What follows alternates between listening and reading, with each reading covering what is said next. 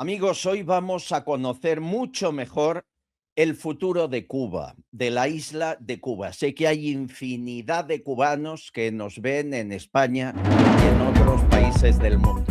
Hay un hombre que era el tercer amigo, el mejor compañero de batalla de Fidel Castro, de Raúl Castro. Juan Almeida Bosque. Están viendo fotografías ahí de los tres, de Fidel, de Raúl y de el comandante Juan Almeida.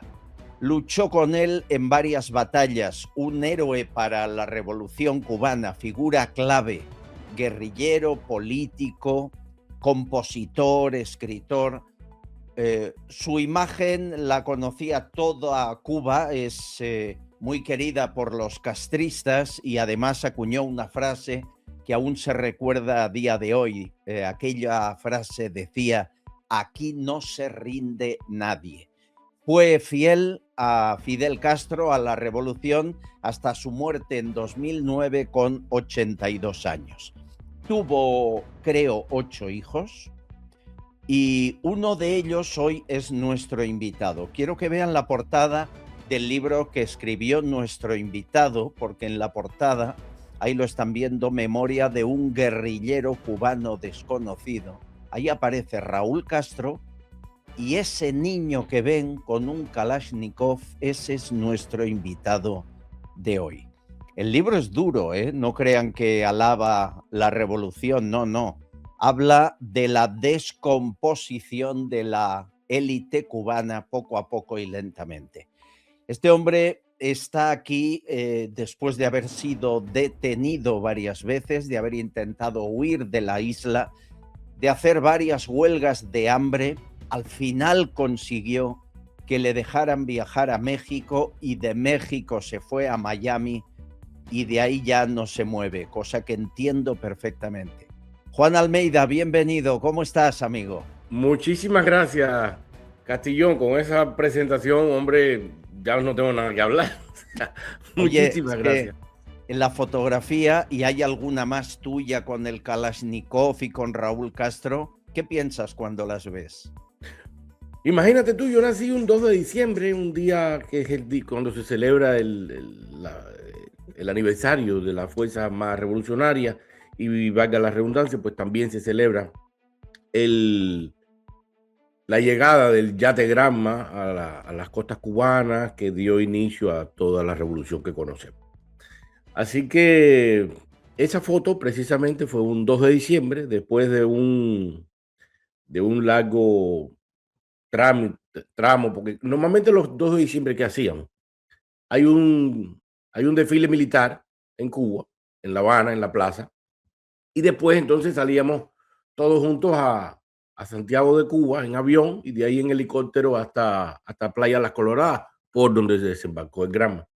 Así que más constante de todos mis regalos siempre fue un traje de comandante, un fusil Kalashnikov y una réplica del yate Granma, ahí como se ve en el libro. Dios Y mío. claro, siempre me trae esos recuerdos. Una fusión de recuerdos buenos y malos, pero Yo sí. me pongo en la cabeza del régimen de Raúl Castro y de Fidel hasta que murió, pero Raúl lo vivió más. El hijo de su amigo, el comandante, le sale revolucionario de verdad, no como ellos, y intenta huir. Y estuviste años haciendo huelgas de hambre, pero no en cualquier sitio, en la Plaza de la Revolución para que te vieran todos, pidiendo salir para que te vieran médicos por una enfermedad, para reunirte con tu mujer, con tus hijos, con tu familia. Tan cruel es el régimen que no deja a un enfermo salir a curarse fuera. La verdad nunca me han hecho esa pregunta. Gracias, primera vez, primera vez que alguien me pregunta algo así. Mira, ¿cómo explicarte mejor? Mi padre fue tercer hombre de poder en Cuba y por muchos años se forjó junto a Fidel y Raúl y Che Guevara y Camilo Cienfuegos y todos esos íconos revolucionarios. Estuvo en el Granma, estuvo en Moncada, estuvo en el exilio, estuvo en la Sierra Maestra, estuvo...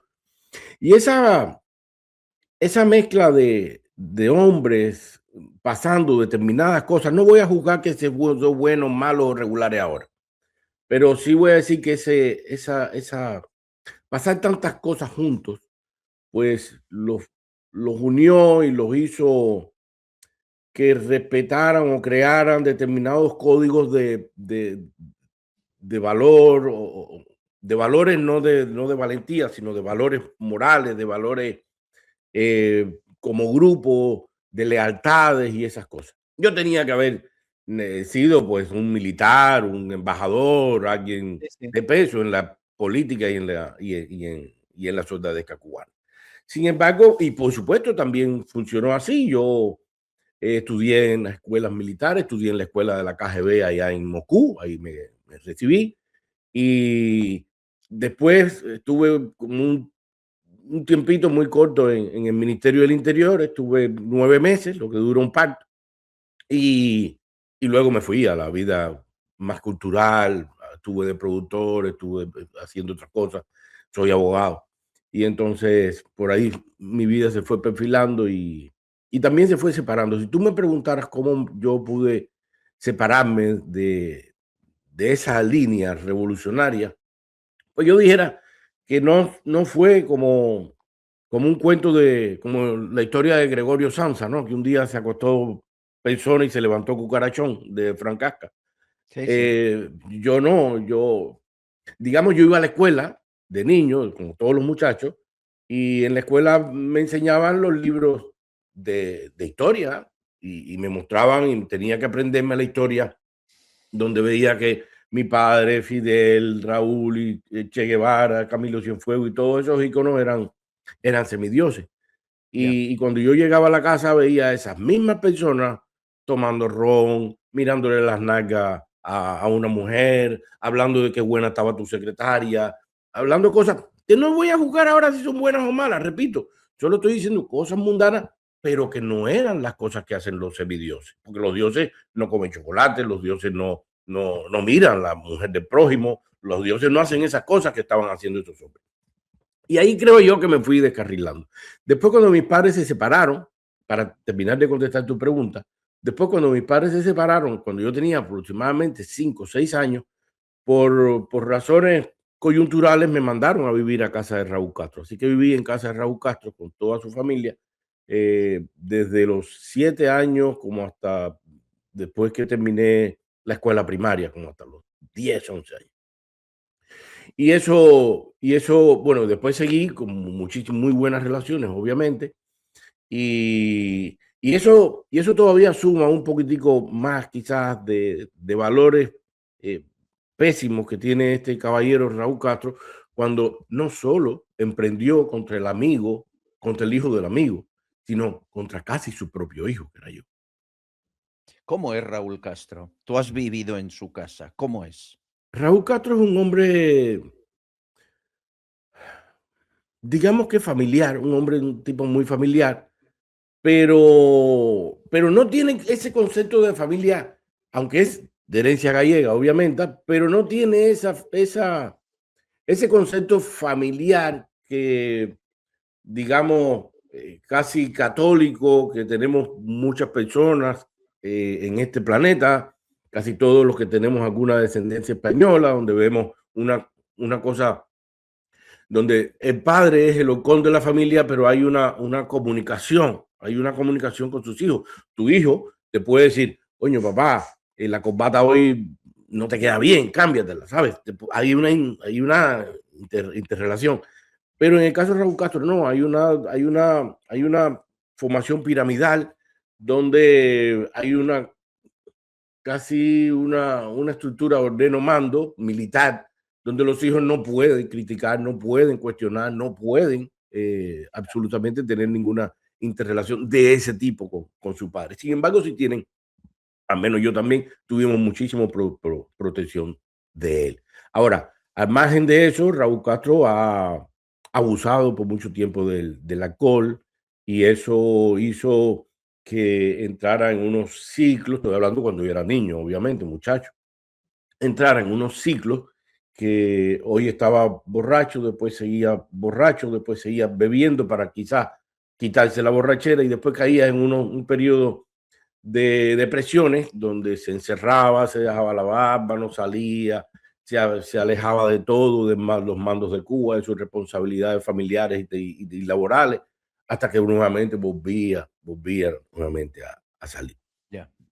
Por eso, bueno, también por otro lado es un hombre muy falso en el punto de que engola la voz, esa no es su voz, con esa que habla, es una voz totalmente engolada, es un tipo, creo yo, que desde ciertos puntos de vista me parece un hombre sumamente cobarde. He visto episodios que lo demuestran. En Cayo Saitía, una vez cazando, un toro se salió del guión de que lo velara, lo mataras en la noche y tal, y le partió para arriba del toro al jeep donde íbamos todos, y Raúl se mandó a correr y los escoltas tuvieron que matar al toro a pura bala de Kalashnikov. En fin, hay muchas anécdotas que podría hacerte y que demostrar con hechos fehacientes que Raúl es un hombre cobarde que se escuda en ese poder que le da la autoridad, en ese poder que le dan los reflectores, en ese poder que le dan los escoltas. Qué historia, qué vida, cuánto que contar tienes, Juan. En YouTube está lo que ven abajo, pero cambiado el apellido. Tiene canal en YouTube. Se llama Juan al medio, para que no sea Almeida. Suscríbanse, por favor, que es muy interesante. Nadie como tú tiene los contactos en el ejército cubano actual o exaltos mandos del ejército que siguen siendo amigos de la familia y amigos tuyos. Me aseguran que hay negociación entre Estados Unidos y Cuba. Incluso hay un preacuerdo que explicábamos hace unos días por dónde puede ir, similar a Venezuela, pero sin extracción, en el que huirían y además dejarían marchar, supuestamente, si es que eso es así, a Moscú, a los altos mandatarios y un nuevo gobierno sin castristas y tutelado por el partido, por el Donald Trump, estaría empezando a rehacer la isla. Me hablan de un plazo de 11 meses para que eso se lleve a cabo, sin batallas, sin helicópteros. ¿Tú lo ves posible? A ver, hay dos escenarios que podría haber con cierta relatividad posible.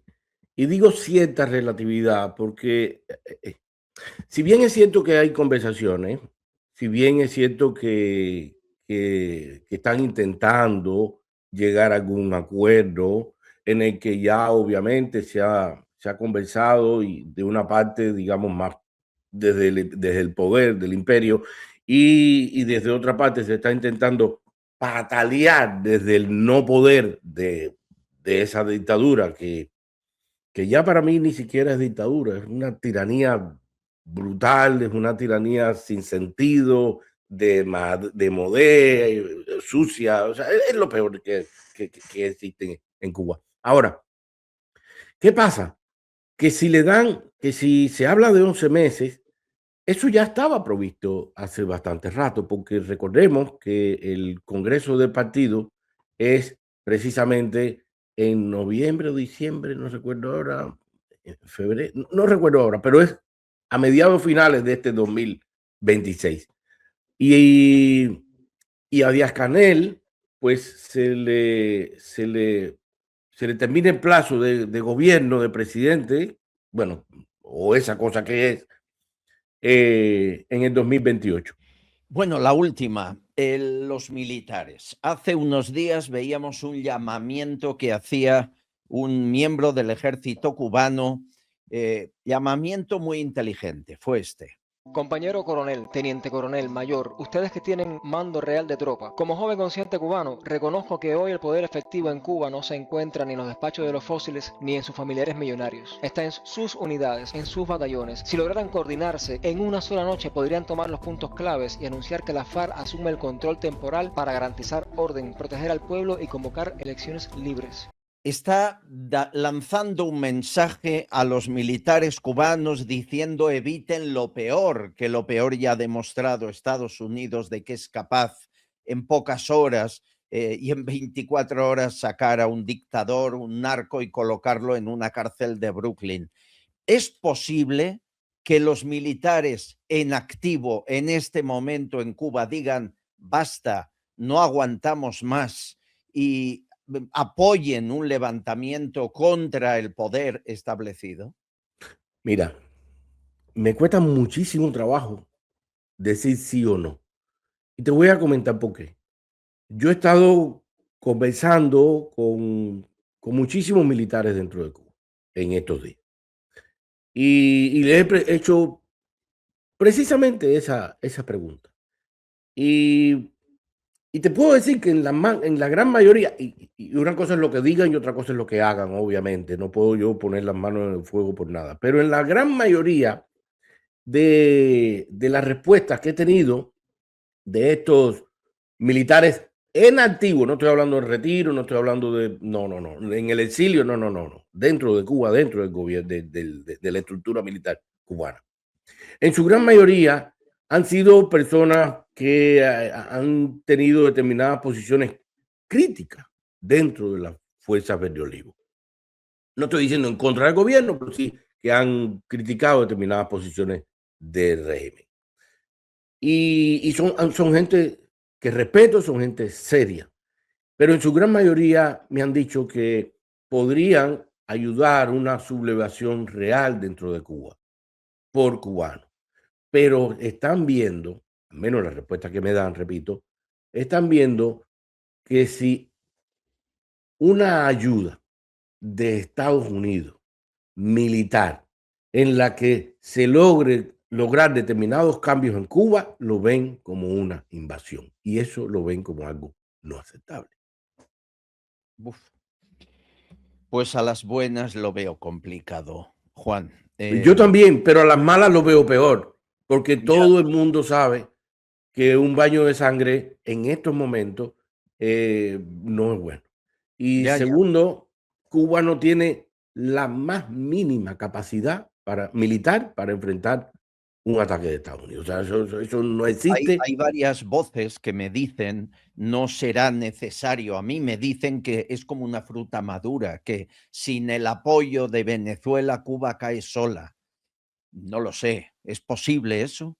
Mira, sin el apoyo de Venezuela, Cuba cae sola. Yo no puedo decir que sea cierto o no. Ahora, lo que sí te puedo decir es que sin el apoyo de Rusia en 1989, sin el apoyo de Cames en 1989, sin el apoyo de todo el campo socialista en 1989, Cuba se quedó absolutamente sola y no cayó.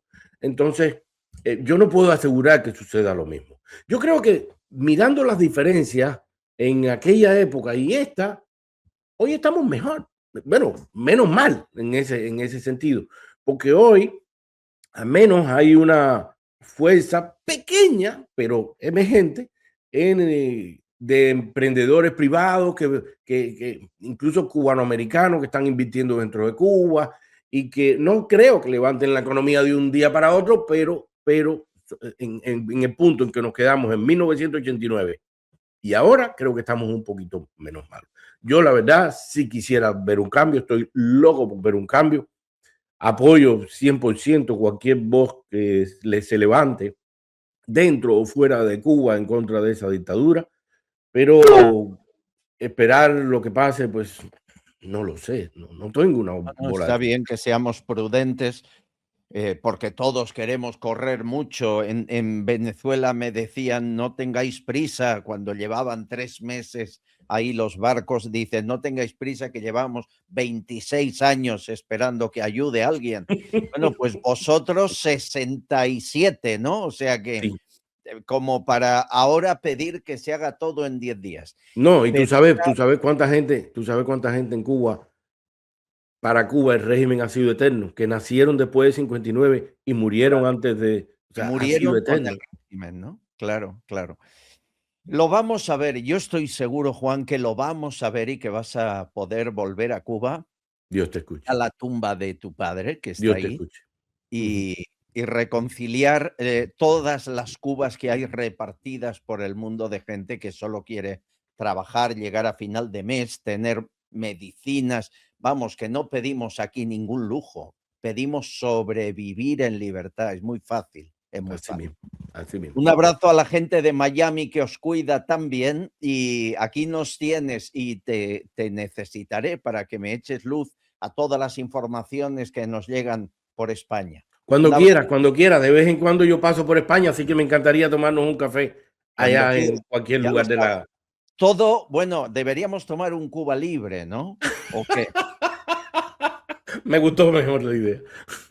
Un abrazo fuerte, Y no Fran. llamarle cubata como ustedes, ¿no? Cuba Libre. No, cubata es un nombre horroroso, el Cuba Libre de toda la vida. Juan Almeida, un placer, muchas gracias. Venga, gracias. Un abrazo.